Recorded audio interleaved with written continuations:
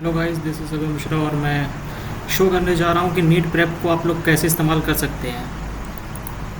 क्योंकि NEET prep की जो डीपीपीज़ होती हैं, क्वेश्चंस होते हैं, उन्हें लोग समझ नहीं पाते कि हम कहाँ से खोजें, कहाँ से किस तरीके के क्वेश्चंस मिलेंगे। एज ए स्टूडेंट तो मैंने भी जब पहली बार इसको परचेज़ किया था तो मुझे बहुत ज़्यादा प्रॉब्लम्स हुई थी।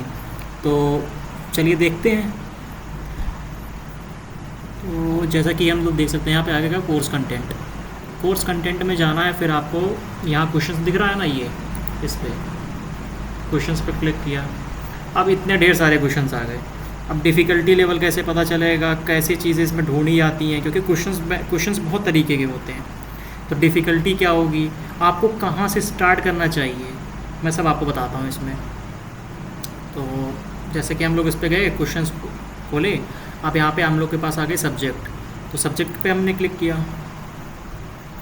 सब्जेक्ट्स पे यहाँ पे आ गए चैप्टर्स।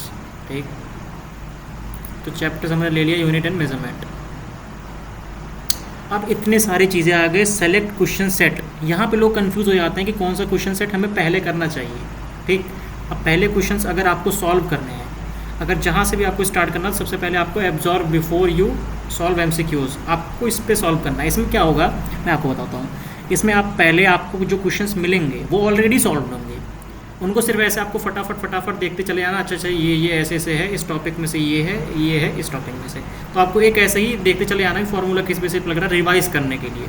तो ये आपको दिया गया है। जैसे कि मैं आपको दिखाता हूँ एक बार, ये देखिए, इसमें क्वेश्चंस पहले से ही सॉल्व है।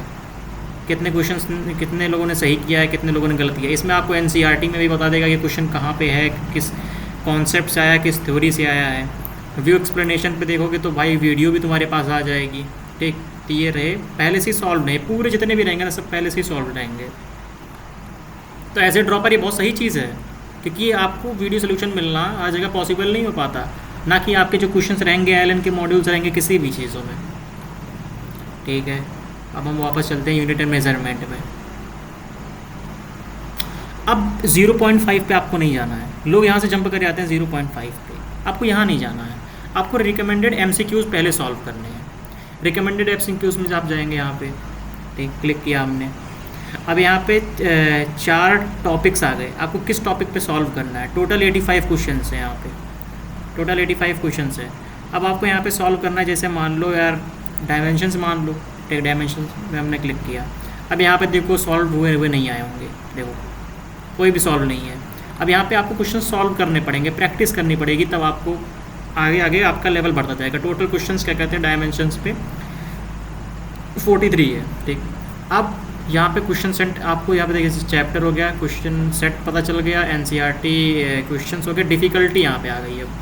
अब यहाँ पे जो 70 से ज़्यादा या फिर 70 के बराबर क्वेश्चन स्टूडेंट ने सॉल्व कर लिया होगा तो वो इजी के कैटेगरी में आ जाएगा। तो ऐसे करके 3-4 कैटेगरीज हैं। आपने हार्ड पे क्लिक किया, हार्ड क्वेश्चंस आ जाएंगे। ईजी पे क्लिक किया तो ईजी क्वेश्चंस आ जाएंगे। ऐसे करना है। ठीक, अब वापस बैक आ जाते हैं हम लोग यूनिट एंड मेजरमेंट पे। ठीक, अब आपको जाना है 0.5 पे। 0.5 पे आप गए। अब 0.5 पे आप जाते हैं तो आपको वो ऐसे ही एक तरीके का ना चार्ट होता है। तो आपको पहले उस पे जाना था, जो हमने आपको पहले बता रखा था यार, कहाँ गया, एब्जॉर्ब बिफोर यू सॉल्व पे। ठीक, उसके बाद रिकमेंडेड पे जाना था, उसके बाद 0.5 पे जाना था। ठीक, 0.5 में टोटल कितने क्वेश्चन अगर आप देख सके तो 491। भाई ये मोर देन इनफ है यार।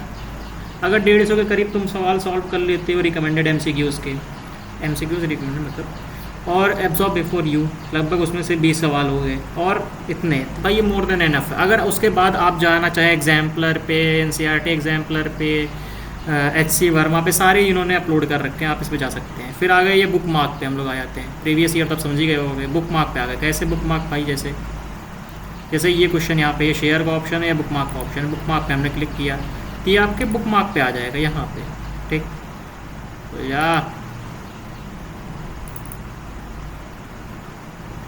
यही आ गया बुक मार्क पे। ये देखो, अब जैसे कि बुक मार्क हो गया। लेकिन अगर मेरा मानो, अगर आपको नहीं करना है, अगर मतलब बुक मार्क पे जाओ, उस पर क्लिक करो, लेकिन एज उसके रिस्पेक्ट में मुझे ऐसा लगता है कि आप उसको कॉपी में लिख लो। क्योंकि भाई इसमें ना बड़ा माथा पच्ची हो जाता है कि अगर आप एक चीज़ को करो फिर वो थोड़ा ना मैसी सा हो जाता है, मिक्स हो जाता है उसी में। इसलिए अगर आप चाहो ना एक पूरी कॉपी बनाओ जिस पे लिखो ये चीज़ पूरी, तो उससे याद भी हो जाएगा, प्रैक्टिस भी हो जाएगी, और कौन सा क्वेश्चन आपसे गलत हुआ है वो आपको आंखों दिखेगा वहाँ पे। ठीक है भाई, ये भी हो गया। अब जो चैप्टर्स आपने सॉल्व किए ये हो गए ना, अब आप इनसे क्रिएट कर सकते हो अपने टेस्ट। जैसे यहाँ पे टेस्ट्स आ गए, चैप्टर डीपीपीस आ गए कस्टम टेस्ट, इस पर क्लिक करो। जो चैप्टर्स आपने पढ़े उसके टेस्ट भी देने हैं ना। जैसे आपने बायो का मान लो एक चैप्टर पढ़ा, बायो का एक चैप्टर पढ़ने के बाद आपने केमिस्ट्री का पढ़ा, एटॉमिक स्ट्रक्चर मान लो, इसमें पढ़ लिया टिश्यू पढ़ लिया, इसमें एटॉम पढ़ लिया, और इसमें यूनिट एंड मेजरमेंट पढ़ लिया।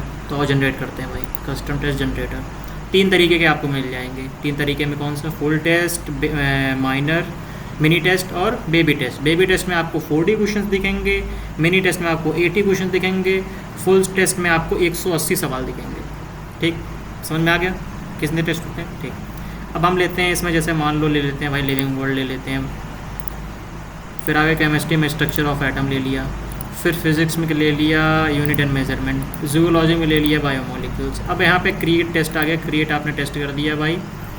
अब ये आ गया जैसा कि CBT टेस्ट था ना, आपका CBT टेस्ट होने वाला है ना। ठीक है भाई, CBT test star test exam mode, CBT test में जो आपका 2027 का एग्ज़ाम होने वाला उसको जनरेट करते हैं भाई। ये आ गया, देखो ये जनरेट हो गया। अब यहाँ पे आ गया नॉट विजिट, मतलब ये अगर वाइट कलर का है जैसे, नॉट आंसर्ड तो रेड आ गया, आंसर्ड ग्रीन आ गया, और अगर मार्क फॉर व्यू, यहाँ पे मार्क फॉर व्यू आ जाएगा। ये देखो यहाँ पे ये क्लिक किया ना, ये देखो आ गया मार्क फॉर व्यू। ऐसे करके होता है। ठीक, ठीक है भाई, ये थोड़ा डार्क मोड में कर देते हैं। नहीं यार चलो सिर्फ कर देते हैं। ठीक है, ऐसे हो गया ना।